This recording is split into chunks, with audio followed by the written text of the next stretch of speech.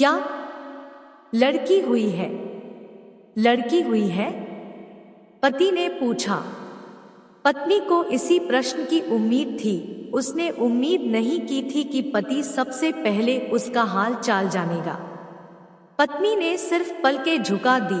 पति इसे हाँ समझे या हाँ से ज्यादा कुछ और, लेकिन पत्नी के पलकें झुका देने भर में इतनी दृढ़ता थी कि वह कह देना चाहती है कि हाँ लड़की हुई है और वह इसे पालेगी, पढ़ाएगी। अब क्या करेगी तू? पति ने पूछा।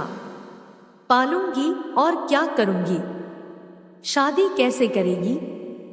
अभी तो पैदा हुई है जी, शादी के नाम पर अभी क्यों सूखने पड़ गए आप? तू जैसे जानती नहीं, तीन बेटियां हो गई हैं। हाथ पहले से टाइट है, शादी कोई ऐसे ही तो हो नहीं जाती।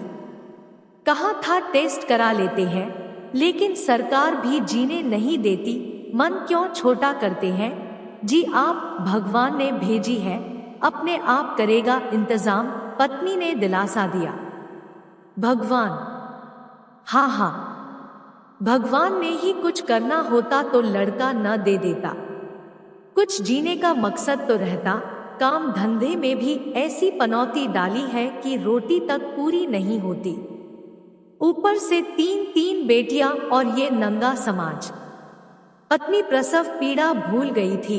पति की पीड़ा उसे बड़ी लगने लगी एकाएक। उसने पति की झोली में बेटी डाल दी, कंधे पर हाथ रखकर रुंधे गले से बोली, गला घोंट देते हैं।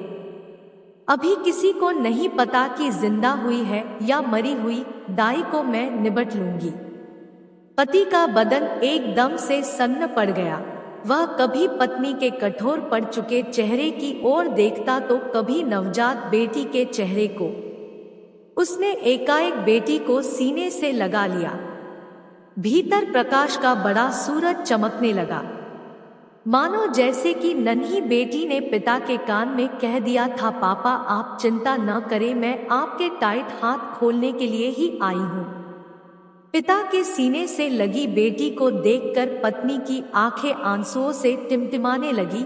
पति ने आगे बढ़कर पत्नी के आंसू पोंछे और भीतर लंबी सांस भरकर बोला, हम इसे पालेंगे पार्वती। मेरी अंतरात्मा कह रही है, ये साक्षात माता नारायणी का रूप है।